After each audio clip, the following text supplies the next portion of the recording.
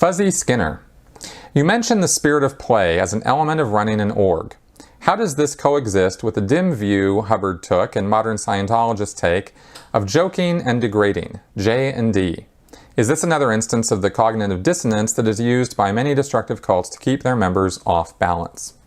All right, I looked up this quote that Hubbard gave. This is from a 1952 lecture from the Philadelphia doctorate course, where it's called, the name of the lecture, it's the 26th lecture in the course, and it's called Flows, Characteristics of. And in it, Hubbard first starts talking about this idea of a spirit of play. And he says, here's the exact quote on it. There's nothing succeeds like insouciance. Plain flippancy will actually get more done in less time than anything else you can name. As we go up the tone scale and things become lighter and lighter, a person can of course become much more ethical and at the same time lots less serious. It sounds funny that a person who is very serious is liable to fall short on his ethics. As we get up the tone scale, we find that individuals are airier and lighter and actually more aesthetic. And the more serious you take the game, the less chance there is of winning it. This tells you it takes lots of space and lots of unseriousness to win. Now that was in 1952 when Scientology was still fairly new and fresh, and it was a very different atmosphere than when we move forward 13 years later in 1965 when L. Ron Hubbard is writing Keeping Scientology Working and saying that Scientology is a deadly serious activity, win or die in the attempt, and there's no such thing as being half-minded about being a Scientologist.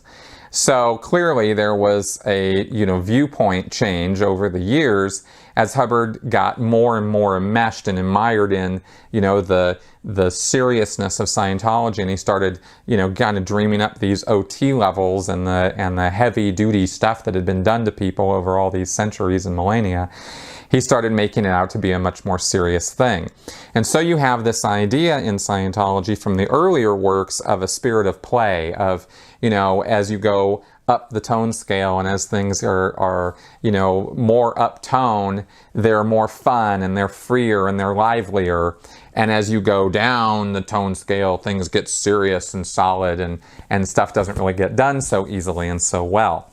And Scientologists sort of interpret these two things as, they have to sort of mentally make those two things make sense. And so what they do is at least what I did and what I saw others do, is they treat Scientology as the top priority in their life. There isn't anything else more important than what they're doing with Scientology.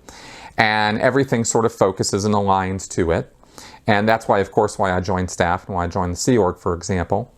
But while doing Scientology, while it is a deadly serious activity, and while it does matter whether, Scientologists clear the planet or not, and whether they make it or not, the way to act while you're in Scientology is to smile and be fun and be gay and free. And, I talked about this a little bit with Kay, actually, in my interview this week, that this forced gaiety that occurs in Scientology when they're doing things that, really, none of them really want to be doing, right? I mean, the fundraisers, really don't enjoy the fundraising. The people who are being fundraised don't really enjoy being fundraised, but they feel that it's necessary to do that because Scientology has to survive, and it has to make it, and it has to get more people on board, or we're all dead, right? I mean, that's kind of their view, is that if this doesn't happen, we're all dead forever.